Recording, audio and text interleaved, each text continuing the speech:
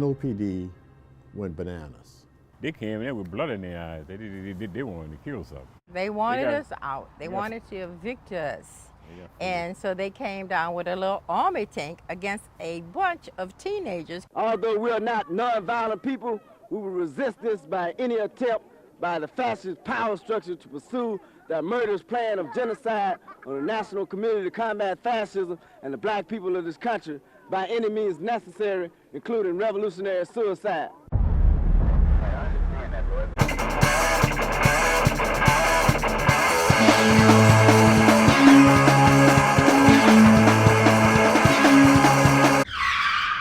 The following is an Eyewitness News special presentation.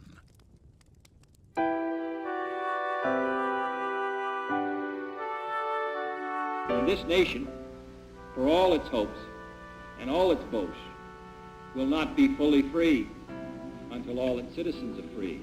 The 60s was an era that started off with great promise and hope. I have a dream today. But hope faded.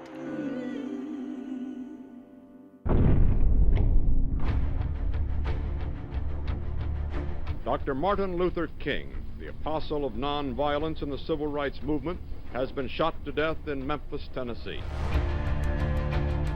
America was shattered. Riots and protests had taken center stage, and by the mid-60s, a new generation of activists would define the decade. We have not yet achieved freedom from our slave master. The revolution could be felt politically, socially, and culturally. And America was bearing witness to a movement where the pacifist ways of leaders like Dr. King would no longer suffice.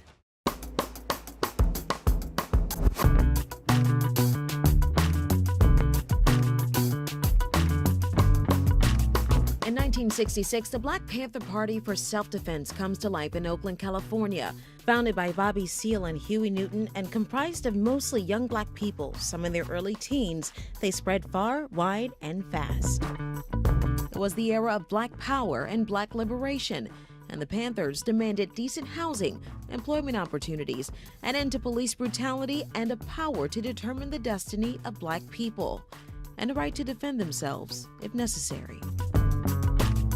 Despite their militancy, the Panthers were well received in the black community, thanks in part to their free programs and education classes. One of those communities was here in Desire, one of America's largest and poorest housing projects. While the party's efforts to combat poverty and racial injustice made them heroes to some, they became a threat to others, especially the police force. And 50 years ago, that perceived threat would spread to the city of New Orleans, and eventually a long and violent standoff with police. So what led those young men and women to the Desire projects, leading to the violent and tense standoff with New Orleans police that started right here on Piety Street? We asked some of the key players to share their recollection of what happened here 50 years ago and its implications on the city of New Orleans. This is the story behind the standoff.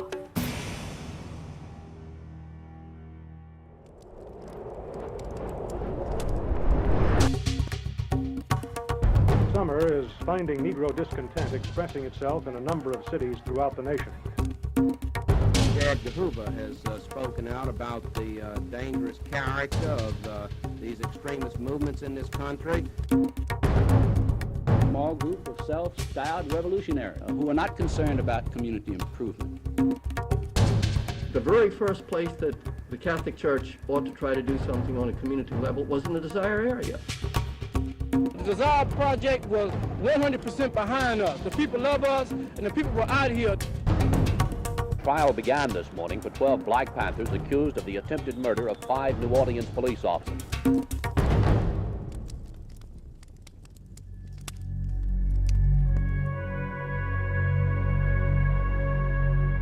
The only thing that was challenging and that was being offered to young black men at that time was the military.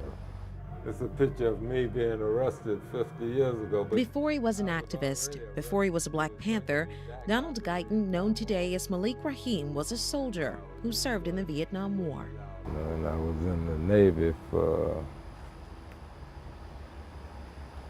doing the Watts ride. You know, I seen what was happening there. The dig I was doing that during the March on Selma. It was during his tour in Vietnam that Raheem, like many other black GIs, became more politically conscious. He was fighting a war overseas in the midst of a racial revolution happening in America. So with that, when I came out of the service. When you came back and you became a welder? No, No, I was go fired. ahead. You were fired? Yeah, for asking how to become a welder. Oh. Yeah, I was told that they didn't hire as welders, you know, and I was fired on the spot. Just for asking? Oh yes, oh yes. My wife and I, we was going through trouble because of the fact I was real angry, bitter, and I felt like I was used in Vietnam or even being in the service. Like many black GIs during his time, Malik returned to the States after fighting for his country, only to be treated like a second-class citizen. By then, the civil rights movement had taken a turn from the pacifist ways of Dr. King to a more militant ideology. The brother came off of that bridge bus, and he had a Panther paper. And I asked him, man, where you get this paper from? He said, man, there's some brothers right there on Canal Street selling these papers. I bought a paper from him, and I told him if he come over to the West Bank, get on the bus right here, come over, get off at the project, they ask for me, and I'll show him around. You know? So with that, we started. It was May of 1970. The National Committee to Combat Fascism, that's what we started as a National Committee to Combat Fascism. It was an umbrella organization under the Panther. Ronald Ellsworth says he co-founded the chapter here in New Orleans with Steve Green. So Steve Green comes down from California. Yeah. And how did you meet? How did you guys meet? Well, I tell you, the neighborhood nationalists, black nationalists in the neighborhood, older dudes, they told me, I'm looking for all the dudes who invited me to the militant dudes. I'm a young man, 20 years old, 21 years old, the rest of them older dudes. All of them walk out the door. I said, wow. You know, I read my answer, I joined you. So like I said, I was the first one to officially join. But the first office that was on St. Thomas Street. When Ron first came out, I was in a senior dwelling. Betty Ellsworth, known then as Betty Powell, was curious about the organization forming in New Orleans. I just begun to come to the classes on St. Thomas Street, and they would they had what they call political education classes. I kept going to the classes. Eventually, I'd go around and do a little typing in the daytime, and one of the brothers, Chucky Charles Scott, suggested that I'd be good selling the papers. NCCF members would sell the Panther papers on Canal Street. It talked about issues of police brutality, racial injustice, revolutionary ideals, and their community programs. The paper and the image of what a Panther was drew members from all over. But it also drew criticism from the federal government, who saw the Panthers and other black revolutionaries as a threat. We don't care whether they're black Panthers or white Panthers. We just can't tolerate the disruptions of law and civil peace in this country. In the 50s, FBI Director J. Edgar Hoover established the Counterintelligence Program, or COINTELPRO. And now released FBI documents, COINTELPRO was meant to expose, disrupt, misdirect, discredit, or otherwise neutralize the activities of black nationalists, and the Black Panther Party were one of their main targets. They had just had the shootout in L.A. They had just killed Fred Hampton. Panthers was being arrested everywhere around the country when we first came together. Oh, that was a bad group. All they wanted to do was shoot white people, shoot police. We never talked about shooting white people. We only talked about self-defense. So we did have a lot of white people that did support us, but you wasn't hearing that. And the intense rhetoric would prove to be challenging for the revolutionaries. Just 1 month in the Panther offices near the St. Thomas Housing Project, they were served eviction papers. One of the lawyers representing them at the time was Ernest Jones. Told us that they were about to be evicted because The owner of the office was a local criminal court judge, Bernard Baggett, and he had objected to their political education activities in and around the St. Thomas Project. We fought the eviction on grounds that the judge shouldn't be evicting them because they were exercising their First Amendment right to organize. So we ultimately agreed that they would stay there for a little while and then they would voluntarily vacate. But where they would move to next set off a major alarm for the city administration and the police, who had already been alerted the Panthers had made it to New Orleans and believed with their arrival came trouble. Next in the story behind the standoff. It's one of the most down and deprived areas where African Americans was at. And I don't think people gave them the credit that they rightfully deserve for doing what they did at the time they did it.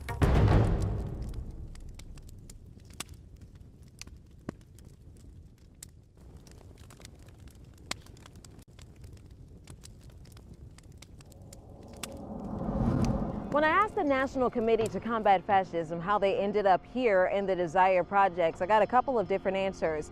And that was actually the case as I started to dig deeper into the story. You see, 50 years later, details can be very hazy. But what we do know is they ended up here on Piety Street in a building above the Sons of Desire Cultural Center.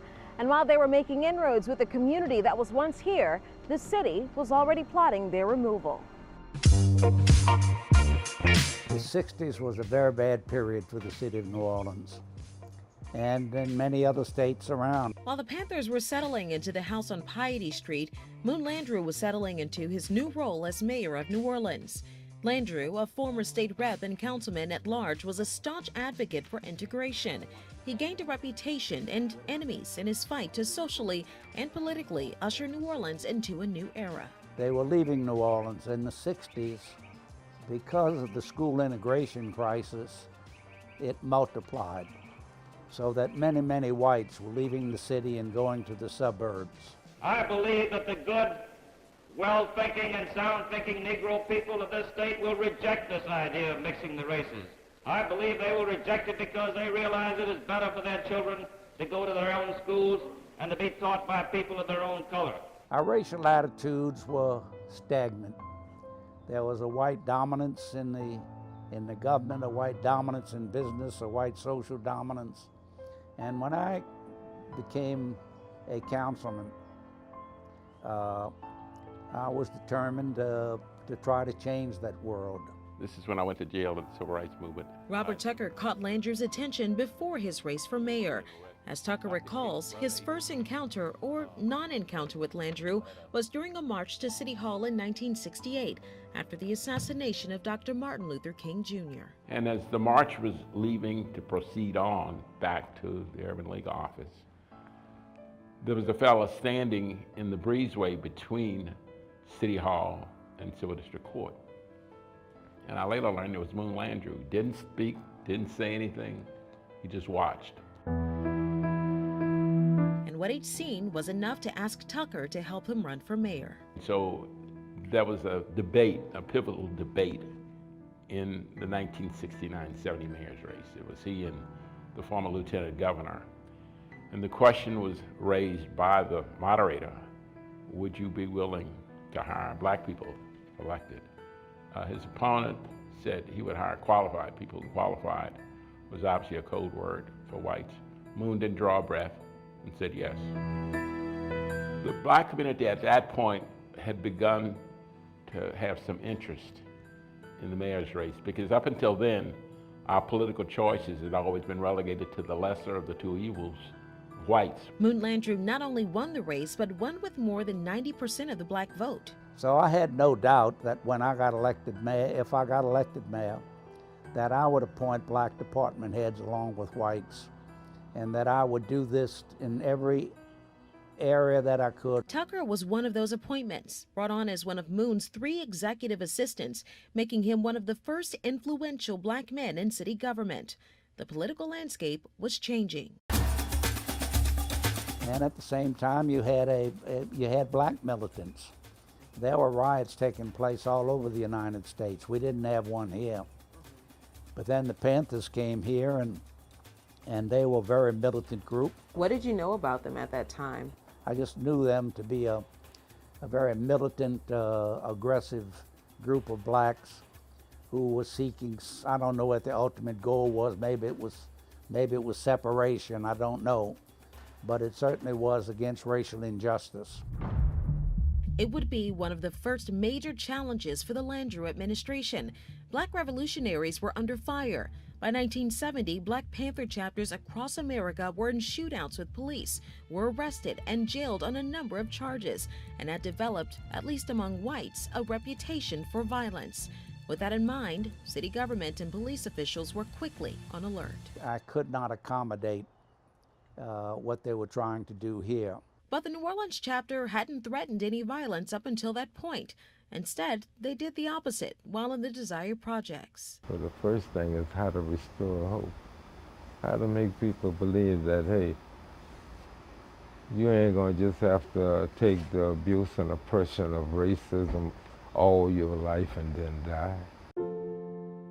They worked out of the community center and closely with the center's director, Johnny Jackson, to operate the Panther feeding program. Because a child cannot really go to school and learn anything if they're sitting in the classroom hungry.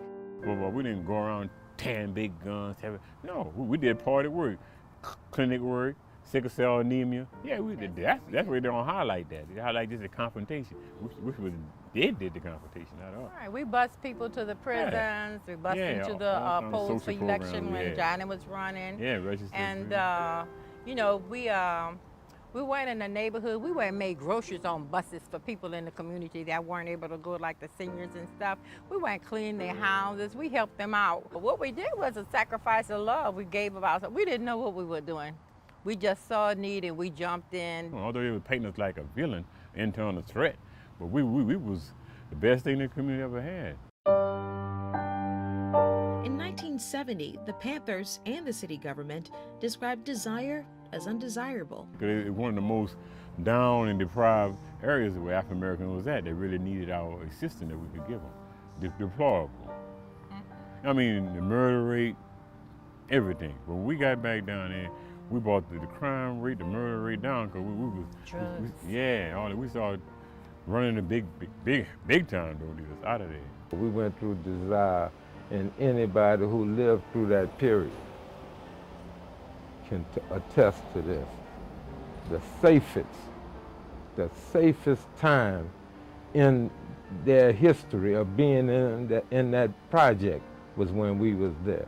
Bob Tucker was also concerned with Desire's crime rate and conditions. I've just been hearing a lot about it in the streets.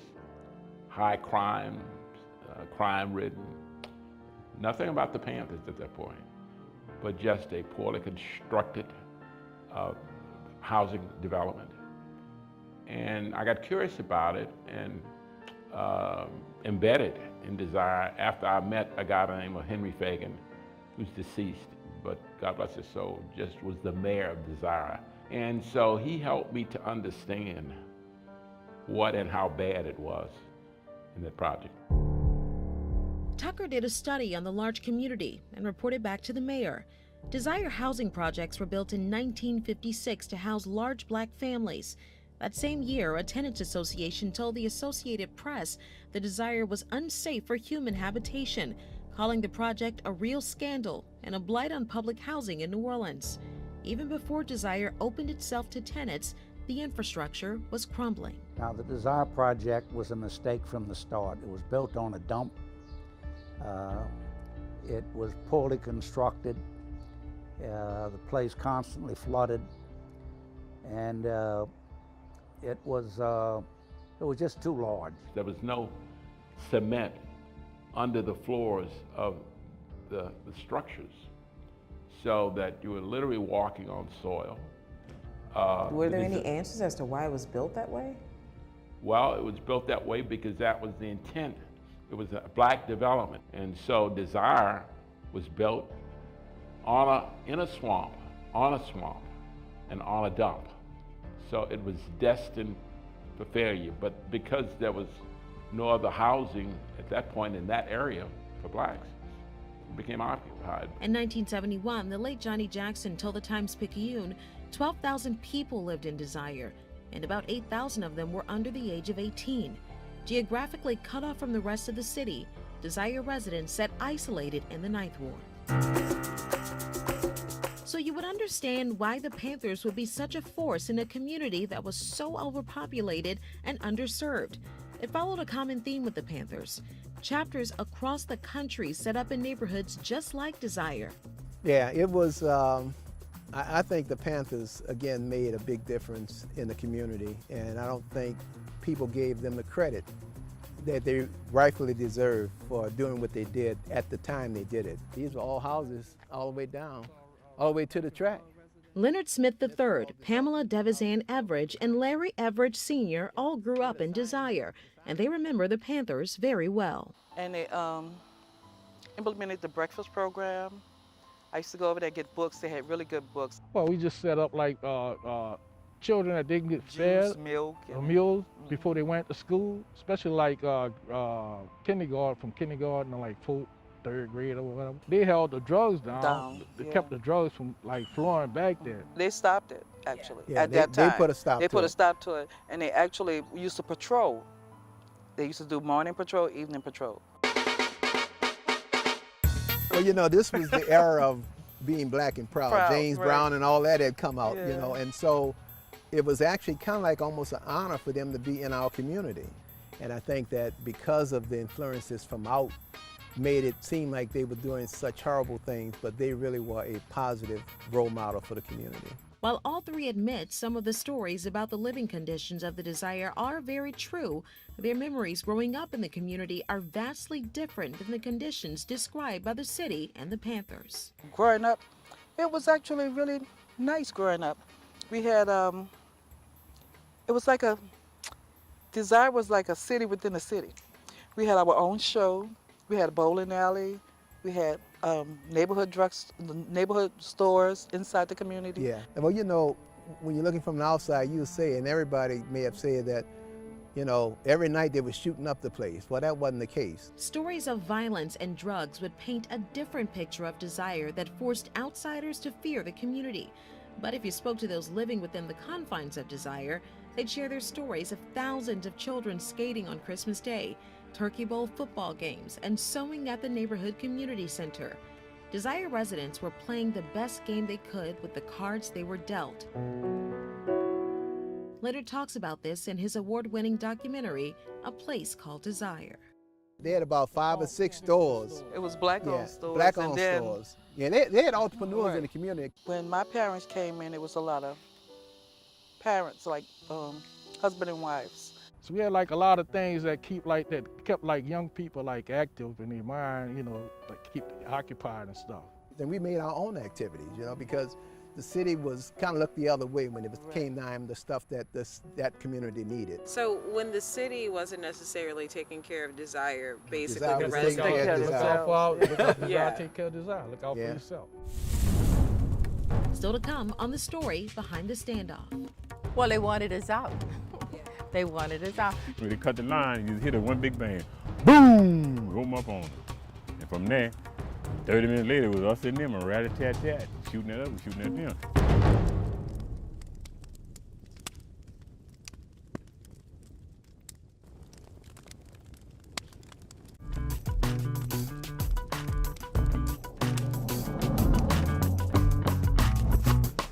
One day, we were told by our supervisor that the Black Panther Party now has a presence in the Desire Project. And that raised some eyebrows because we're thinking that that's a predominantly black housing development and they can recruit. By 1968, the Black Panther Party had chapters across America, and their membership had grown to the thousands. But among the influx of members were infiltrators, placed by federal and local governments. Larry Preston Williams was an NOPD officer who worked to infiltrate radical groups as part of the department's intelligence division. My job was to infiltrate radical organizations and do surveillances, because at that time, Panthers, the Panther operation was high priority to infiltrate and keep a watch on. And mainly because the Panther Party nationally had a reputation for confronting police officers. So why was the Panther Party important or priority to infiltrate and not the Ku Klux Klan, who had been proven to do hate crimes? Well, I'm working for a police department, and Ku Klux Klan don't attack policemen. The police department here was less concerned about the black community as a whole, more concerned about the police department. In other words, if there's a group that's likely to attack police officers, that got our undivided attention. Williams was a police officer who had to face two fronts, being both black and blue, leaving him conflicted over the Panthers' arrival. Did you at some point recognize or at least sympathize with the Panthers during that time? I understood their program. Free breakfast in a poor neighborhood. They were concerned about health care. They had a program that consisted of probably, if I remember, 8 or 10 points. You could not argue with the 8 or 10 points. What I had to argue with was their tendency or their rhetoric about shooting police officers, that in order to protect the black community, that one time or at some time they would have to confront police officers on the streets. And that confrontation, the first one at least, would come sooner rather than later. The Panthers had been infiltrated by two undercover officers, Melvin Howard and Israel Fields.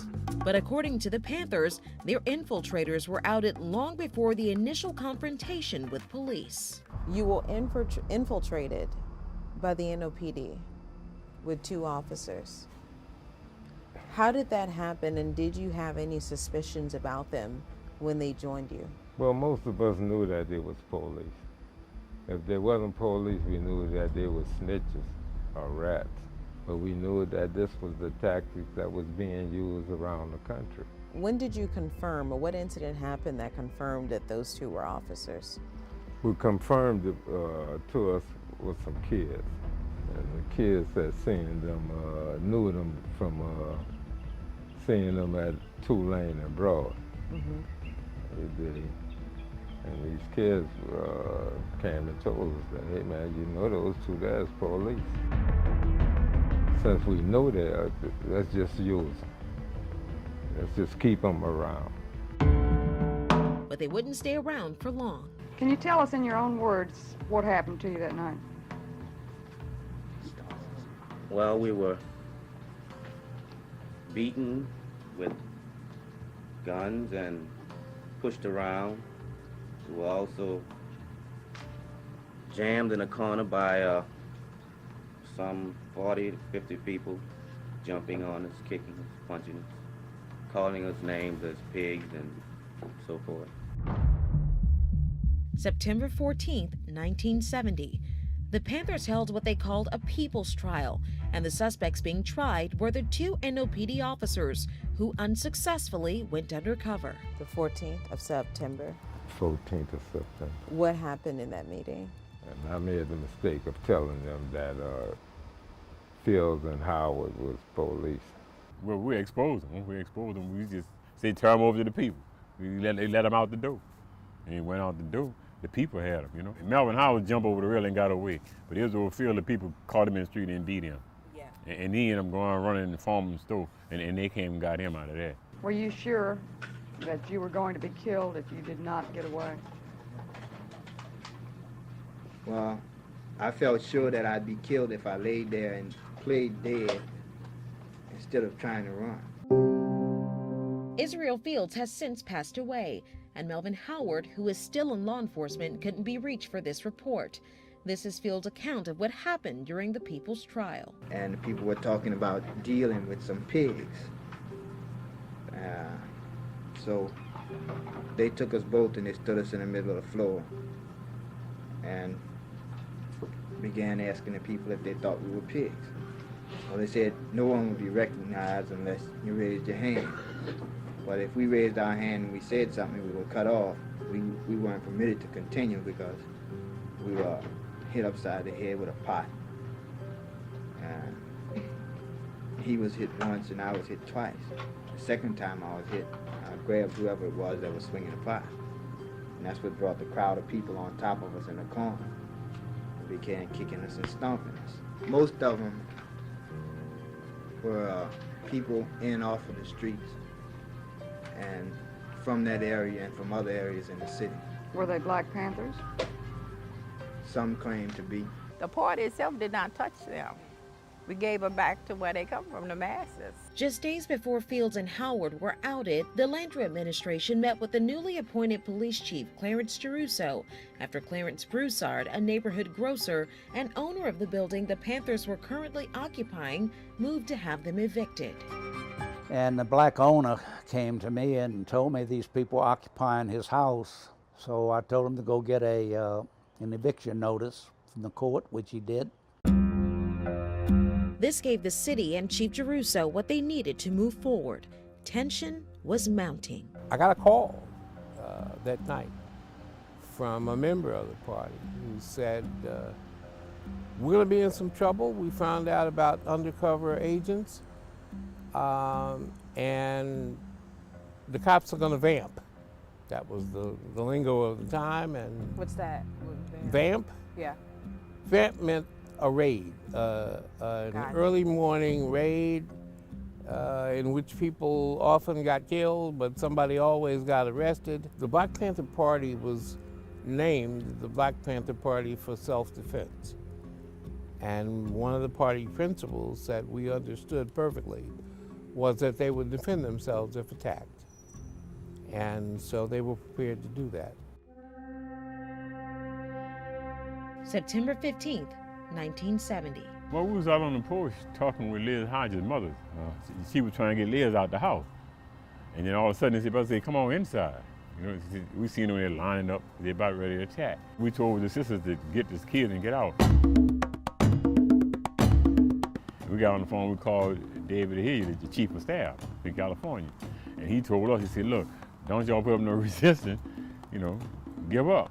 But before the phone, they cut the line, you just hit a one big bang. Boom! Roll them up on them. And from there, 30 minutes later, it was us and them, a rat-a-tat-tat, shooting at us, we shooting at them. I could see it coming out of the schoolyard. I mean, it was right there. And you hear all of this pop, pop, pop, pop. It wasn't no plastic in it. Yeah, it was real ammunition. When the shootout happened, we had our location by the window, and him and I was at the same window. So when they stopped, he asked me to crawl to the different rooms, find out how many was injured, how many was dead. And as I crawled through the rooms, you know, and I would ask the same question, how many injured, how many dead? Instead of getting the same response.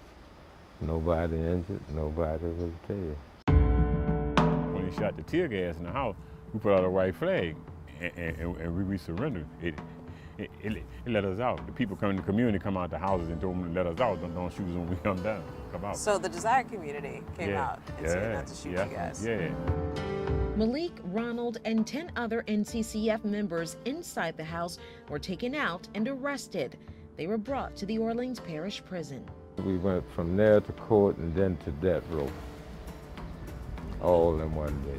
What you've been hearing on the news have been a bunch of lies, false propaganda, totally unfounded and just not true. The people just wouldn't buy some of the militancy that they were trying to sell. The community deal with informers here, not us, and that the policemen, the pigs, fired upon our building.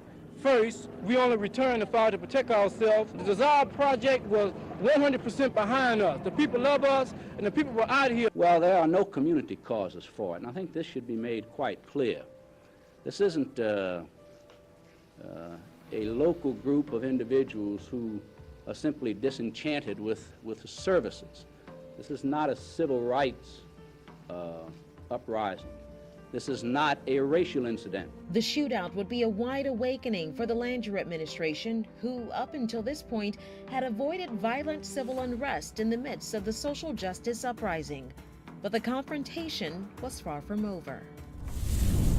Next on the story behind the standoff. They came and got us because they said that the Black Panthers was going to hold us hostage to use us against them. I got shot with a 00 bucket, went through my breast and came out my arm.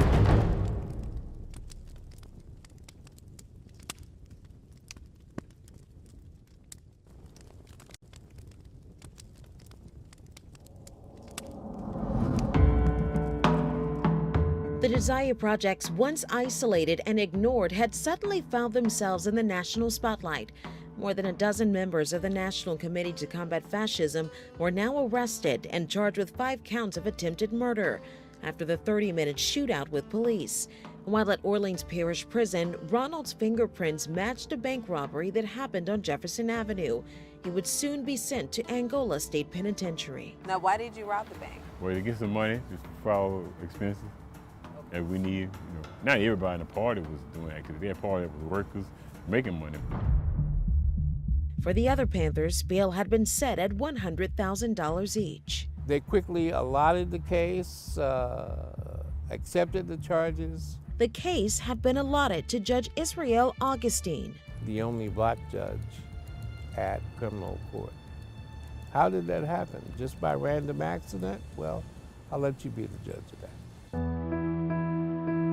In the meantime, Desire leaders expressed their disapproval of how the city handled the confrontation and the reason behind it all.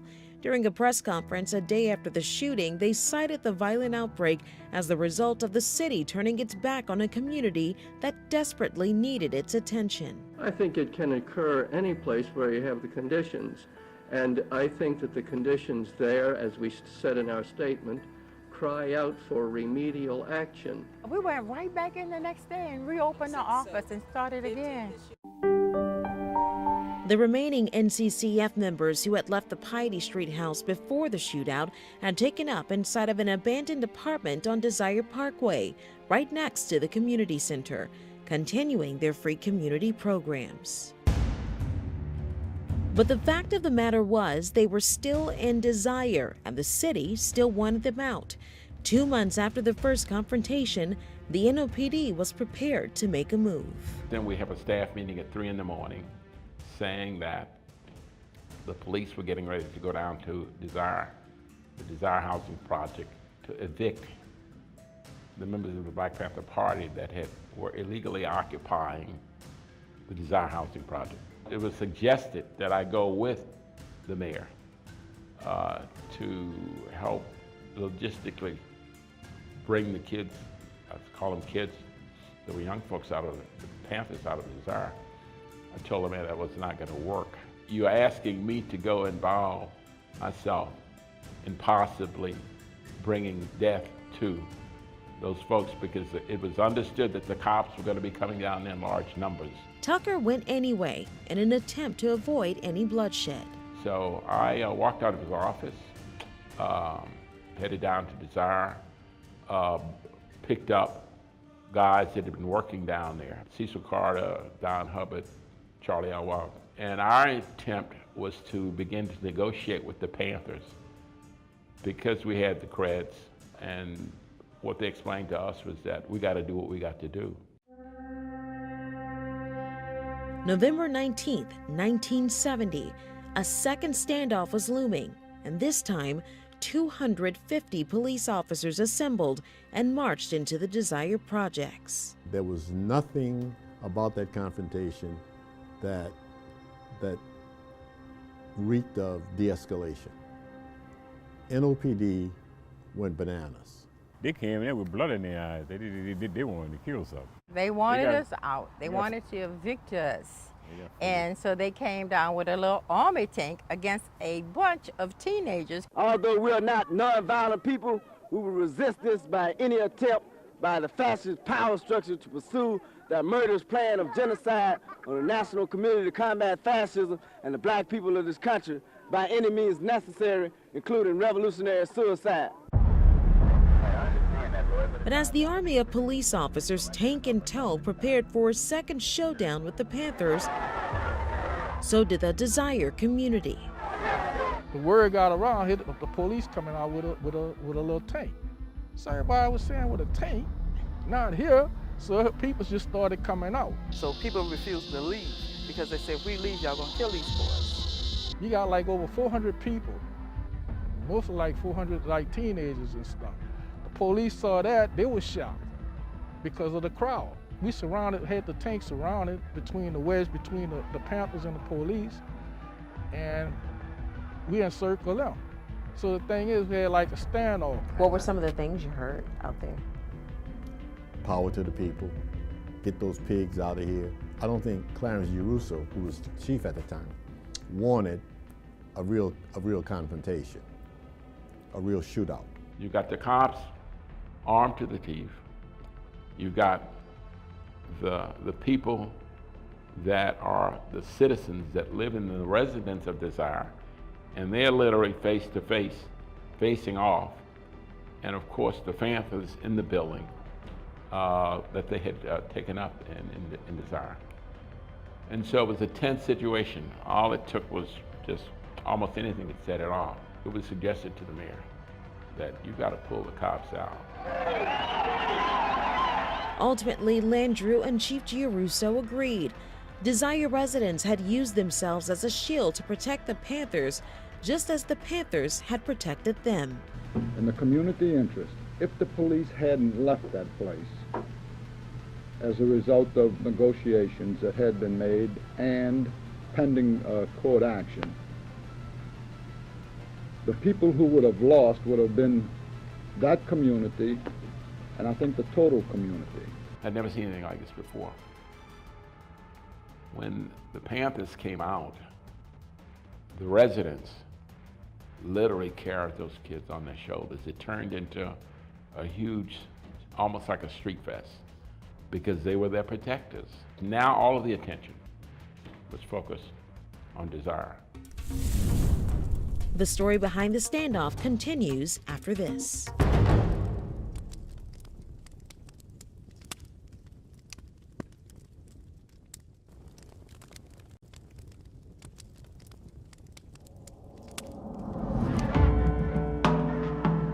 The attention was now focused on the plight of Desire. How can we, smug white people, say what they should do? We have done nothing to stop the violence that is being perpetrated against these people. The NOPD and city administration made national headlines after the violent shootout with the NCCF.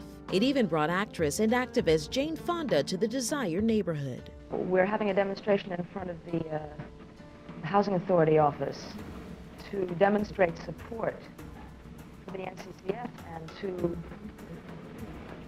to demand that they allow the NCCF people to live in their community. The NOPD would use her visit to make one more effort to remove the NCCF for good. November 25th, 1970, Jane Fonda rented 4 cars to transport some of the members of the NCCF and their supporters to the Revolutionary People's Constitutional Convention in Washington, D.C., but they wouldn't make it past state lines. Police just was call them on interstate and arrest them. Betty was with the remaining members inside the apartment on Desire Parkway. I happened to look out the window and I see this mail truck about 1 o'clock in the morning. There was a knock on the door and another sister opened it. It was a deceptive device that they used. I thought it was the priest, because the police came dressed as priests. You know, the police pulled her out and they came in shooting. That's how I got shot. Where and did we you were get arrested. I got shot with .00 bucket, went through my breast and came out my arm. I still have 5 bullets in my body. Still? Pellets, yes. Because the doctor said at the rate of speed that they were traveling, it wouldn't be infectious. The National Committee to Combat Fascism would spend the next 11 months behind bars awaiting trial. Trial began this morning for 12 Black Panthers accused of the attempted murder of 5 New Orleans police officers. Part of the Panther programs, part of the 10-point program was that black people should be tried by a jury of their peers. I contacted Charles Gary, who was Huey Newton's lawyer in Oakland, and asked for help. And Gary sent me a pamphlet done by a colleague of his called Minimizing Racism in Jury Trials. And that pamphlet became my Bible. The law of Louisiana at the time was that a criminal defendant had 12 peremptory challenges. That's a challenge where you can take somebody off the jury for no reason at all. Remember, we had 12 defendants. That gave us 144 peremptory challenges. The jury selection took over a month. The trial only took a week. The NCCF members arrested for the September 15th shootout with police would be found not guilty on all charges. It was the first Black Panther trial in the country to be tried by a Black judge and a majority Black jury. In 1970, the city of New Orleans successfully stopped the Black Panther Party from maintaining a foothold in the Desire community. But some would say they failed to address why the Panthers were needed in the first place.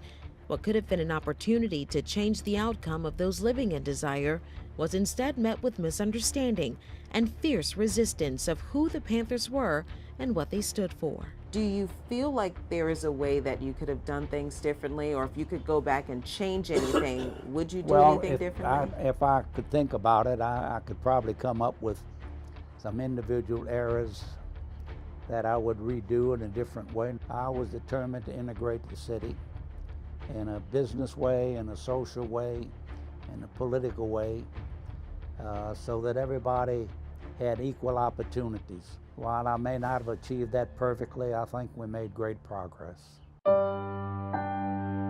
Desire was a page of the history of New Orleans that had been left out. Once the Panthers, got the Panthers out the project, they held the drugs down. They kept the drugs from like flowing back there. Then after they got them out, that's when everything just like busted wide open. The Hope 6 grant led to demolition of housing projects across the city. Today, there's nothing to remember what happened here on Piety Street. Instead, it's now a mixed-income community called the Estates. All of the housing development throughout the city was able to have one building left to replicate what it was before, Katrina. Well, they didn't do that for Desire.